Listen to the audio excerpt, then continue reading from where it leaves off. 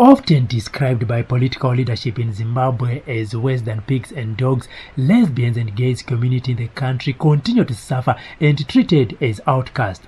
President Robert Mugabe is on record saying that his party will tighten the law and make it really punitive and bitterly punishable for gays and lesbians. Mugabe said if they are arrested, they should rot in jail. The head of state outburst has now cascaded to traditional leaders, with Paramount Chief Makope of Shangure in Mazowe, Mashana and Central saying the increase of number of homosexual cases being brought to his court are worrisome. But gays and lesbians of Zimbabwe, GAU's director Chester Samba said traditional leaders have a role to play in protecting their subjects regardless of their sexual orientation. There have been a lot of programs that are being carried out by organizations in Zimbabwe. But if you look at those programs, they don't include members from within your community. What might be the challenge? Well, we are alive to the fact that a lot of the youth programs, particularly, or programs that are running adolescent programs, we find that they're not yet there in terms of including LGBTI people. And our own reading of the situation is that youth organizations are not yet comfortable dealing with the issues, coupled also with the fact that the fear amongst youth programs to destabilize programs once they start talking about the LGBTI issues, because of how the issue of LGBTI people has been politicized in this country. So in that case, what should be the way forward?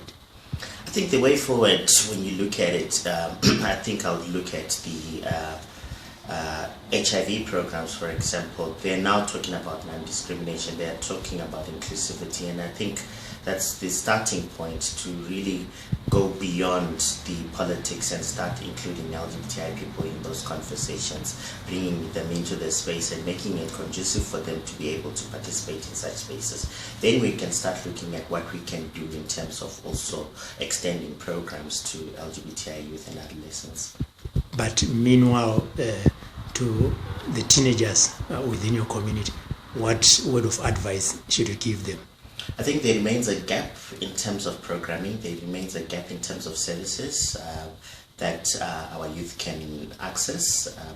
We can only do so much as an institution, and also looking at the fact that we do not have access to tertiary institutions or schools also creates a big gap, because that the learning environment is not conducive for LGBTI people, so we are actually missing out on a number of LGBTI people in those spaces in terms of also providing crucial information and services to them.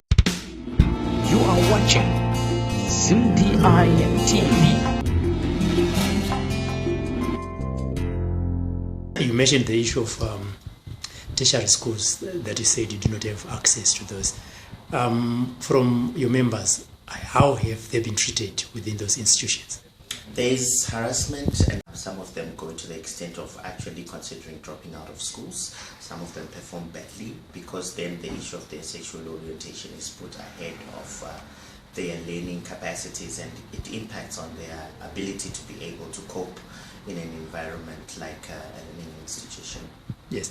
Then we have the issue of the chiefs now. Looking at the constitution and where you guys have gone as an association to educate the community within Zimbabwe that this is what is there and this is how people should live. We have heard where chiefs are now fining members of your community who are involved in affairs. What's your comment on that?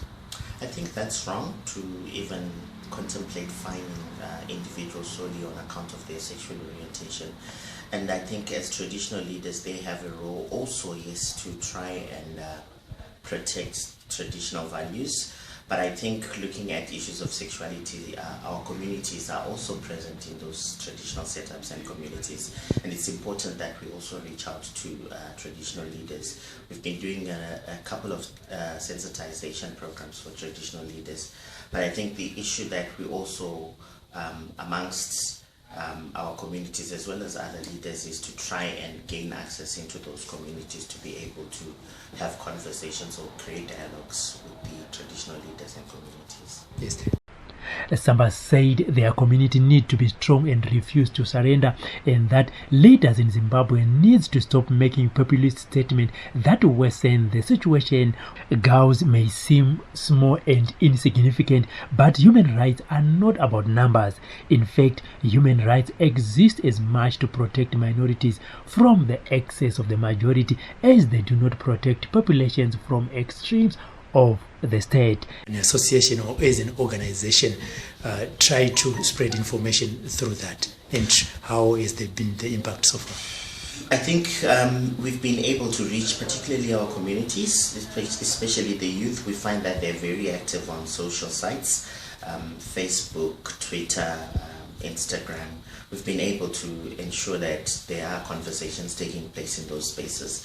And I think youth are also comfortable using those platforms to be able to connect with each other and get information. So we're also looking at ways in which we can improve our communication using those platforms to be able to reach out to the number of youths that are also active in those sites. Okay. And lastly, we have had a lot of cases of police harassment.